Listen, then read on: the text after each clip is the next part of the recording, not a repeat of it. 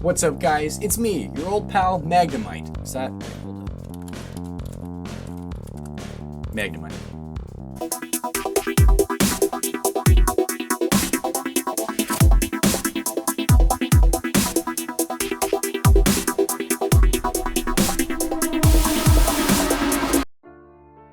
Sunday, July 10th, 2022 at 2:34 p.m. A file was created on my computer with the name One Night at Corwin's. This wasn't just any file, this was a game file made for the Godot 3 game engine. My good friend Hex, who you might know as and I worked together for 17 days to make this game, One Night at Corwin. It's a horror action adventure MMORPG turn-based tile set game, which is set in the fictional but also realistic Corwin universe. Our friend Aiden, that's right, spelled Aiden, works at this place called Corwin and sells cars for a living. This game was made in 17 days, and I attribute that to me sitting there and doing a bunch of code. We had 5 dictionaries worth of DMs and a bunch of information and ideas, and I even had a notebook. This notebook has all sorts of magic squiggles and maths on it, but there is another notebook that had actual coding UML and stuff. What makes this game good? This game is a horror action RPG, FPS, first person. What makes it good? I feel like we really nailed the ambiance a bit. It really is spooky to be walking around this Corwin. The music, actually, I'm pleased with how that works. When you get spotted, you get this scary chicken dance music playing as it chases you. And some different things like that too. I feel like our modeling was pretty good. Hex, we forgot the filing cabinet.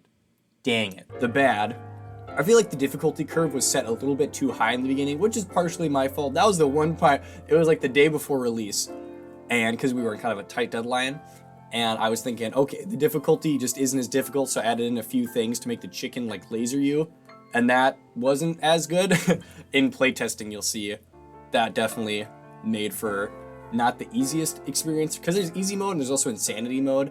Where insanity mode, that's where things get crazy, but easy mode should be more easy. The ugly, I feel like the game doesn't have too much ugly. The chicken will bug out occasionally, but it's not as buggy as any Bethesda game. No offense, Todd. You can still hire me. I can still make Elder Scrolls 6 maybe. That'd be kind of fun. That's to be said. Every game has little glitches and bugs, and for 17 days, I feel like it's less buggy than some of my other short-term projects as well. And now the grand, I feel like I like our implementation wasn't bad.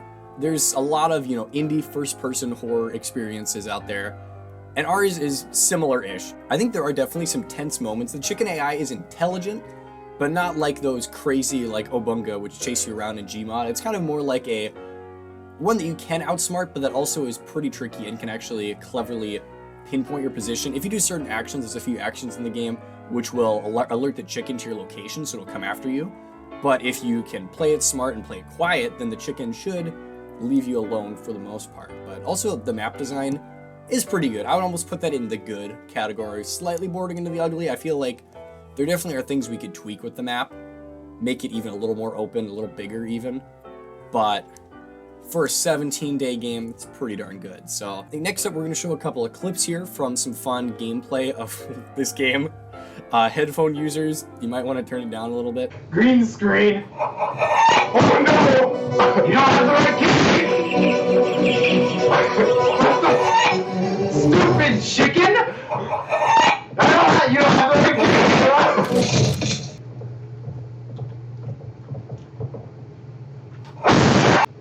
Aiden, master of first-person horror games. If you press tab, you can open your menu to muffler. It's a muffler. Wait, very nice. I'm pretty sure that was a mirror. that's okay! The smart play, huh? Mostly. No, I think he saw you.